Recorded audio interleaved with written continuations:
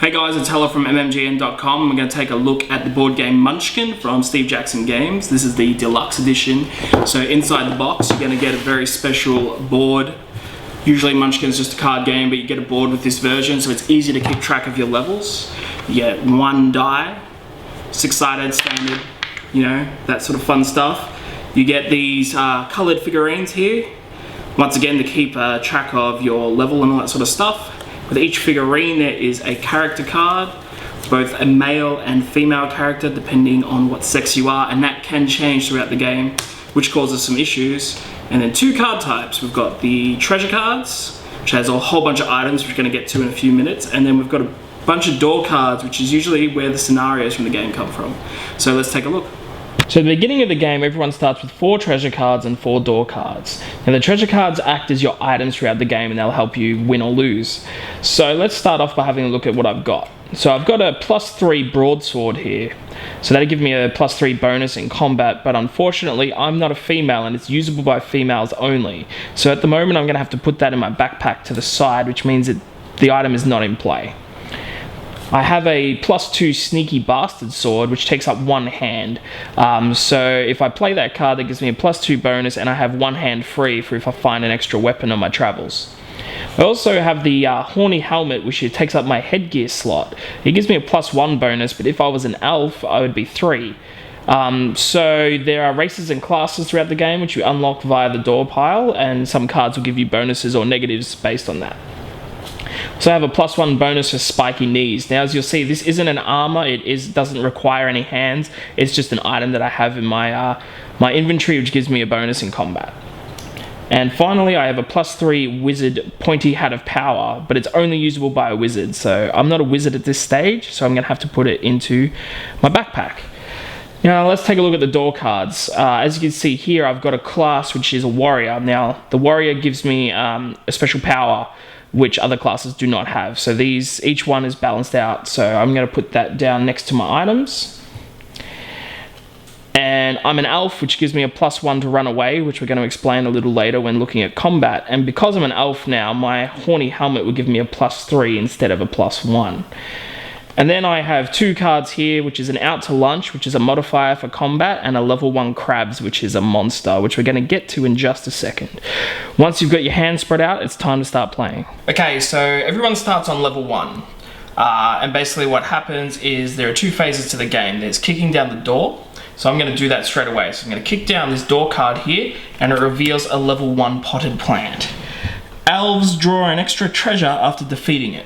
So each monster card has a bunch of information. Level 1 is level is the strength that the monster is, and treasures down the bottom is how many treasures you get to defeating it. And the bad stuff is what happens if you can't defeat it. Now how do you know if you can defeat a monster? Well, you're level 1, and then you add all the bonuses from your items in your cards. So I've got a +2 for my sneaky sword, a +3 for my horny helmet, a +1 for my spiky knees.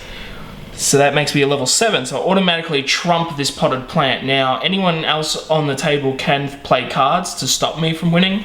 There are things like +10 to monster, +5 to monster. They might throw some potions into the mix to really mess me up. But at this early stage of the game, no one's going to stop me. So I move up a level for defeating the monster. He goes into the discard pile, and because I'm an elf, I get 2 treasure cards. So I get to add these into my hand. Okay, so my friends and I have been battling it out for a while now, and I've stumbled across a level 18 Squidzilla. Now that's a pretty tough level monster, but if I manage to beat it somehow, I get to go up 2 levels instead of 1, which is normally what would happen. Now, my opponents don't want me to do that, so one of them throws in a magic missile, which gives a +5 bonus to either side, and they've chosen to give it to the Squidzilla. So now I'm a level 12 with my bonuses fighting a level 23.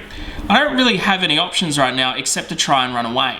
So I've got to roll the die and hope that I roll a 4 or above, because I have a +1 bonus because I'm an elf, to get away. If I don't get away, I'm going to die. So let's see what happens.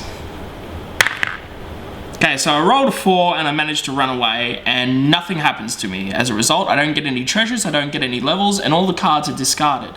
But let's just say for interest's sake that I rolled a 2. As a result of the bad stuff on the card, it means I'm dead, which means all my opponents can take 1 item from my inventory, and then everything else is discarded. As a result, I'm now at level 6 with no items, so all the enemies as we move up are going to be a lot harder to beat without any bonuses.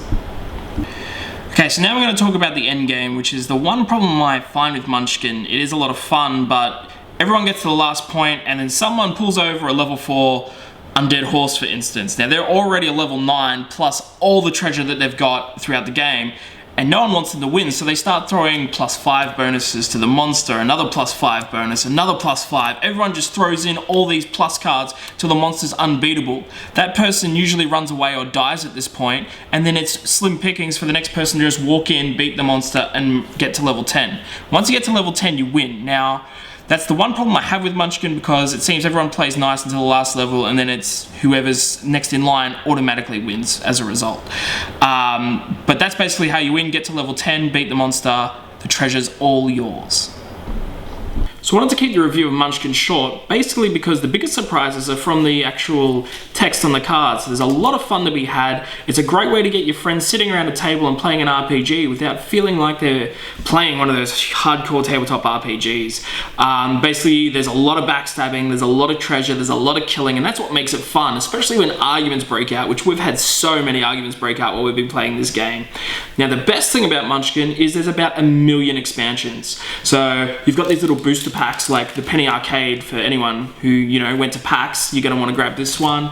We've got the Munchkinomicon, which takes from the Evil Dead series. We've got the Guild, which is another gaming series. Then we've got all of these, so you've got Apocalypse, Cthulhu, you've got Western, Pirates, Star Munchkin, Munchkin Bites, and of course Munchkin Zombies. And there's heaps more that we don't even have. Now, the best part about all of that, of course, is you can add them all together, and each deck is interoperable with one another. So you can have cowboys in space, you can have vampire pirates, like it's just crazy. And you could even combine the whole set. So we've got 11 boxes, we can make a huge Munchkin deck and just play for hours on end. It's a great game. You don't need the board to play, you don't need to know a lot about RPGs. All you need is a group of mates and a few beers to have a really great time. I want a big shout out to Good Games for sending us through all of the Munchkin sets, once again supporting the program, and we'll check you next time on Board Game Review.